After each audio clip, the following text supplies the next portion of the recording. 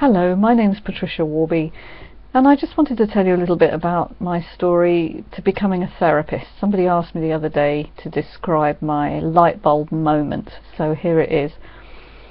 About 15 years ago now, I started to develop some chronic health problems, which made life rather difficult. I ended up with swollen joints, I couldn't sleep, I was having all sorts of depressive symptoms, generally finding my energy levels plummeting, and I suppose I had what would now be called the beginnings of chronic fatigue, but at the time I didn't really know what that was, and certainly my GP didn't either. And I was prescribed endless tablets, really. I had tablets for sleeping, tablets to stop the anxiety. I was rattling, really, and not really getting any relief.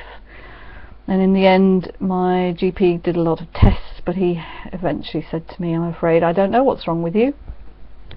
And he gave me 3 months supply of painkillers and said, "You're just going to have to wait, and eventually it will go, I expect, and be patient."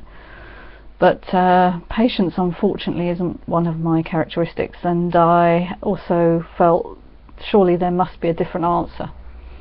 And I had a science background, and I was familiar with doing research, and so I decided I was going to do some research myself and find out what on earth was going on, and if there was anything I could do to help myself recover.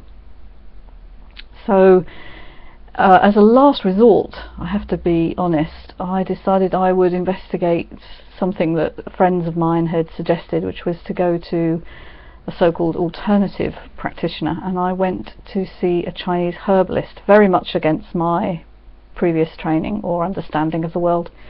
And I remember thinking, well, what have I got to lose? Because I was in so much pain. It didn't seem to be an issue, really. If it didn't work, then it was just another thing that hadn't worked. But I was completely shocked, because within 3 days of having the herbal concoction that I was given, my joints started to go down. I found I could sleep again, and generally I just felt a whole lot better.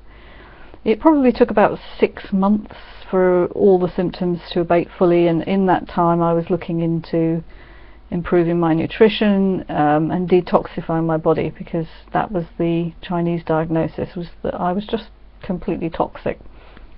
I had a lot of heavy metals in my body from both amalgam fillings and also from having worked in a metal factory when I was a teenager, working with small metal filings. So it seemed very likely I had high levels of lead and mercury in my body, and that certainly wasn't helping. Anyway, so I had my world really shattered then, because I had to really question a lot of my beliefs, and I was investigating all sorts of things. I was having massage therapy as well to help my body detoxify, and the chap that was doing the massage said to me, he thought, with all the knowledge that I had and my training, that I'd make a very good therapist. And I laughed and I said, well, that's not, it's not my background, I don't really know anything about that. And he said, well, that's what we're here to train you for. He told me there was a course starting, and he thought I'd be a very good candidate. So about 4 or 5 years ago, I went and trained as a massage therapist. I followed that up by doing a course in Reiki, which is Japanese energy healing. Then I looked at doing a degree in nutritional medicine, which really blew my mind, because that showed me just how powerful food is as a therapeutic tool, and that actually you can reverse a lot of health conditions that way. The most recent training I've done is in hypnotherapy, and that showed me how to use the power of the subconscious mind to overcome a lot of the emotional blocks to healing, which certainly was a factor in my recovery.